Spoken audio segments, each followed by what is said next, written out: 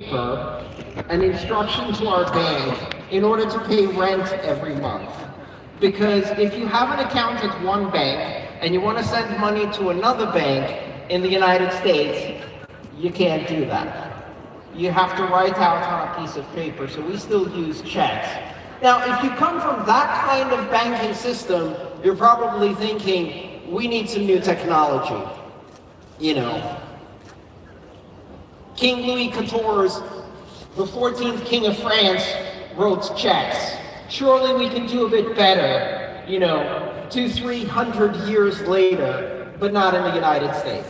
Here, if you want to send money from one bank to another, it's just a matter of pennies. It takes a few hours, it's quick, it's efficient, it's automatic, you don't even notice. I haven't used cash since I got here. I can just use a debit card and pay for everything.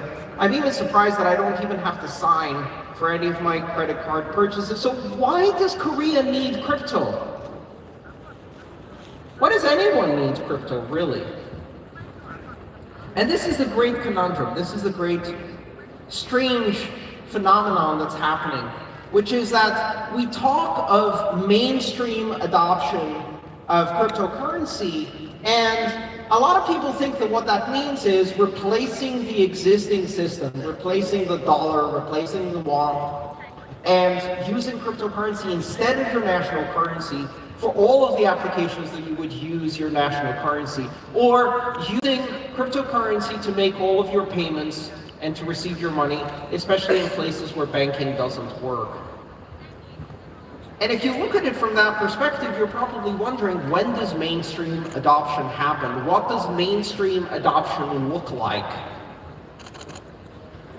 I think it's important to understand that in every country and in every different environment, the reasons why someone would use cryptocurrency are different. I spent the beginning of this year in Buenos Aires, Argentina. And I spend quite a bit of time every year in Argentina because to me it's a very important location for understanding the impact of cryptocurrency in a country where the banking system has collapsed, where it's not functioning, a country where there's 40% inflation, where the currency devalues so fast. When I arrived in Buenos Aires this time at the airport, they had a sign above the baggage claim, and it said, today's exchange rate is 38 pesos to the dollar.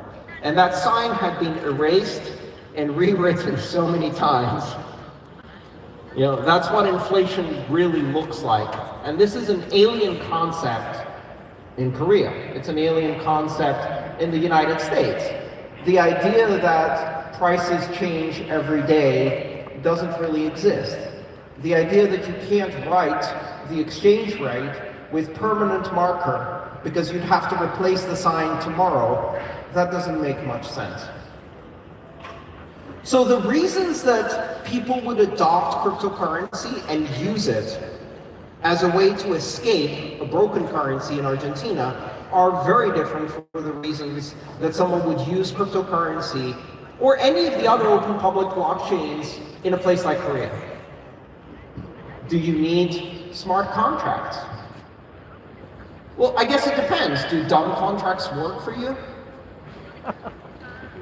When you talk about various places adopting smart contracts, almost one of the first things you hear is people say, we'll take real estate and record title of land and ownership of real estate on the blockchain. It's the classic application. Everybody talks about that. We're going to use smart contracts to record title of land and ownership. Do you think they're talking about Korea when they talk about that? Probably not, right? Because you likely have a land registry that works where people can easily demonstrate they own the title to their house or their farm or their land. And the officials who manage this system are probably not corrupt, right?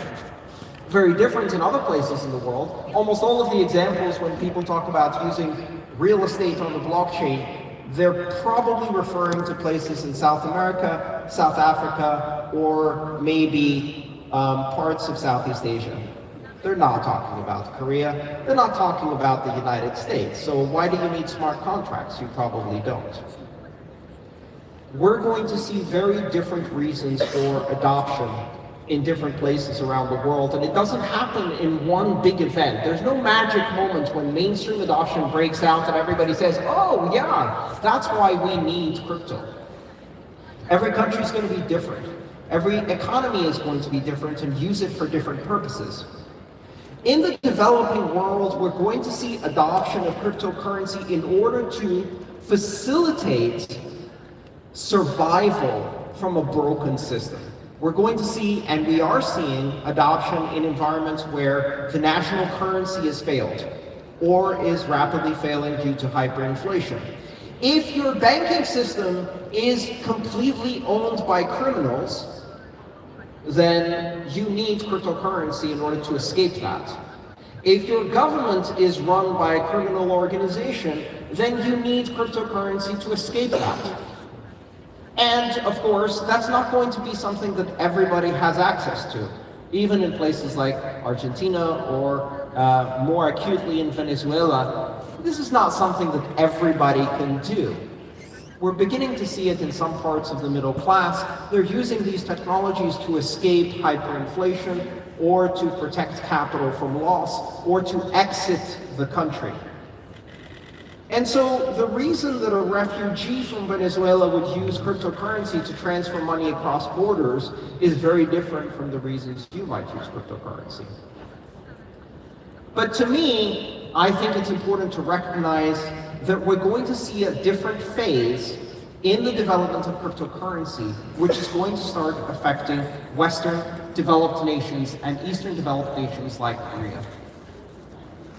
You see, what we've been talking about so far has been the use of open public blockchains to simulate and replicate the existing financial system, to do the things that money does, to do the things that contracts or financial instruments already do, in a slightly different way, but in a way that simulates the existing systems.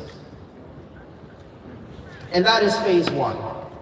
Phase one to me is the equivalent of using email to do what a fax machine does.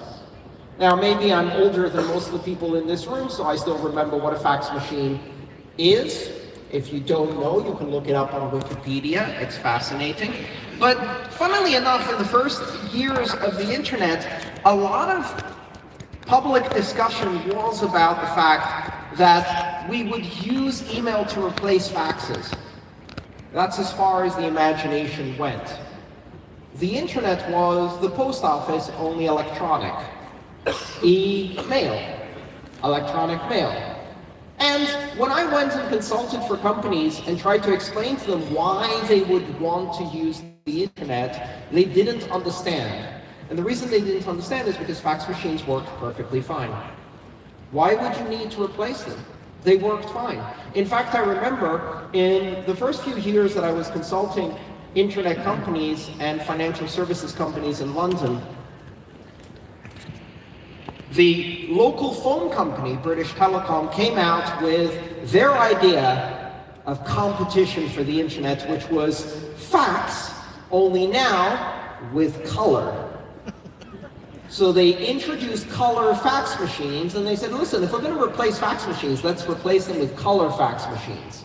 That way we're going to use more telephone lines. And talk about missing the point. Now, of course, in the crypto space, what are we doing? The equivalent of color fax machines is centralized stable coins. You like the dollar? How about the dollar on a blockchain, huh? Yeah? Nice. Stable coins. Very, very exciting stuff. Cutting edge technology. The truth is that the vast majority of people in the developing world today do not need cryptocurrency, do not need blockchain, and for the most part, the primary use of this technology is speculation. Gambling. It's a very quick way to lose a lot of money, win a lot of money in the giant casinos that are the exchanges. That is, of course, if the casino exchange doesn't blow up first and lose all your money for you. You know, the importance of decentralization is that it allows you to lose your own money rather than have someone else lose it for you. That's empowerment. That's not an interesting application. But here's the thing. What we're doing today is we're simulating money. What we're doing today is we're simulating financial products that already exist. We're building simulations that operate not as well as the things they're simulating. Meaning that payments with cryptocurrencies are less efficient and less convenient than payments with Visa cards. Operating a dApp with a smart contract is less efficient and less exciting than the web. So what is the point of all this? And the real point in my mind is the fact that we are operating on a different time scale and we are operating on a different growth pattern. These technologies are progressing in a way that approaches an exponential, meaning that each year that goes by, the rate of progression of this technology accelerates, it doesn't slow down. And the number of inventions that can be built increases as we build more infrastructure. 2 years ago, if you tried to explain to someone a decentralized stablecoin like DAI with a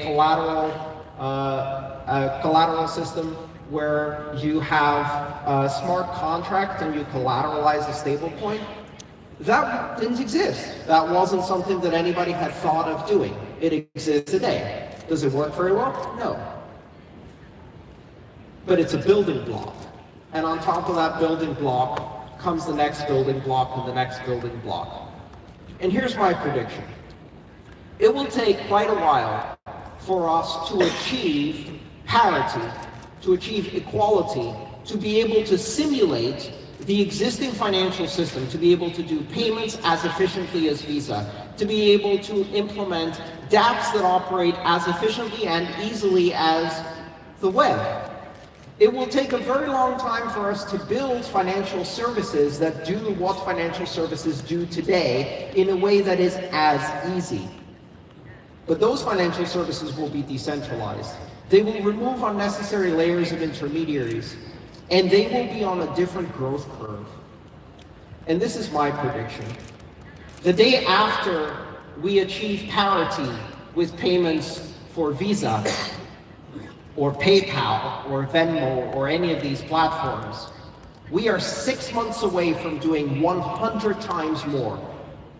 We are 2 years away from doing 10,000 times more, because we're operating on a different time scale. Visa increases maybe 10%, 15% per year in terms of its efficiency and capacity. And it will take us a while to catch up where we can reach parity, but the moment we reach parity, we are overtaking on an exponential, and we are poised to achieve 10,000 times their capacity, at which point we're operating on a completely different level. In financial services, we've been talking about microtransactions for 25 years. And microtransactions until now has been a discussion about doing payments of less than $1. It's difficult to do microtransactions. And the most important difficulty is that you can't do that with a centralized system. But 6 months after we achieve parity on microtransactions with financial services, we'll be able to do microtransactions of 1,000th of a dollar, 1,000 times per second. And then 1/10,000th of a dollar, 100,000 times per second, between two participants on a second layer network who can now do applications that were unimaginable before. We will go from talking about microtransactions to talking about streaming money. We will start implementing applications that were unthinkable before because they were impossible to do on the traditional systems that use intermediaries and centralized structures. We will overtake the existing financial system and open the door for applications that we can't even imagine today. And none of those applications have been built. And at that point, Koreans will need crypto. Not because they need to escape a broken banking system, but because crypto will allow them to do applications, will allow them to organize corporations, to engage in international commerce, to do transactions on the web, and to do things like microtransactions that were impossible to do before. Stage 1, replace all of the fax machines. And then, stage 2, do applications that a fax machine could never do. That's how the internet worked out. And that's how this space is also going to work out. So today, if you look around the world and you look at why cryptocurrency and open blockchains are being adopted, they're only being adopted in the places where the pain of the current financial system is so extreme that people are forced to use something that is difficult to understand, difficult to secure, with very, very poorly designed applications, and with very difficult learning. And why would you do that? Because your life depends on it. Because the future of your family depends on it. Because if you don't escape the system, you're condemning your family to an obscure system that they don't understand. Why?